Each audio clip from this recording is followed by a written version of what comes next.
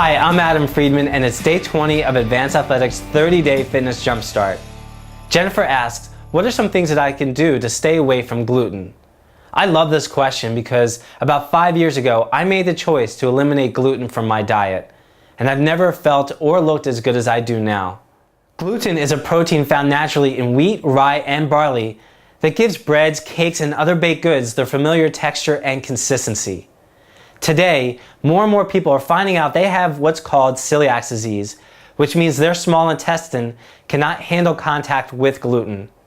1 out of 133 people have the disease, and 97% of the people that have it go undiagnosed. The symptoms have a negative effect on the digestive and the immune system. There is also a larger population that, although they do not have celiac disease, do have a mild intolerance to gluten, which still negatively affects, to a lesser degree, their digestive and immune system. I found out that I fall into this category. Following a gluten-free diet has become somewhat of a fad because more and more we're seeing gluten-free products on the shelves in the market, and we can only assume that gluten is bad for us. But this is not true for everyone. In addition, these products are being disguised as healthy just because they say gluten-free on it. In my opinion, manufacturers hope that people will overlook the large amounts of processed grains, like corn and sugar. These have an extremely negative effect on our blood sugar, which in turn hurts our digestion and weakens our immune system. In addition, all that processing leaves out fiber, which is a very valuable nutrient to the quality of our health.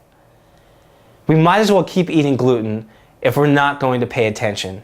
If you're unsure if you're intolerant to gluten or have celiac disease, you can look at a list of associated symptoms that I provided for you on advancedathletics.com, or you can get a blood test from your healthcare provider. If you are gluten intolerant or have celiac disease and know it or don't know it, yet still continue to eat gluten as part of your diet, you may continue to subject yourself to the many physical and mental symptoms that will greatly affect the quality and longevity of your life. On the other hand, if you choose to live by a gluten-free diet because you found out that you're intolerant or you have celiac disease, you'll be putting yourself in the best position to have a balanced internal system and live free of the terrible symptoms.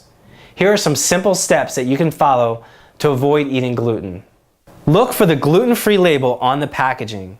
It's usually highlighted in some way that stands out for us. Read the ingredients, and read the ingredients on everything you buy in the food store. If it has wheat, rye, or barley, it has gluten. Wheat is commonly used in many prepared foods like soups, gravy, soy sauce, and ice cream. It can also show up in medication, supplements, lip balm, and even chewing gum. Watch out for other grains like oatmeal, rice, and many others that are processed in manufacturing plants that also process wheat. The gluten from the wheat contaminates those other grains, so they become no longer safe in this diet. The provided worksheet will go more in detail about the alternatives.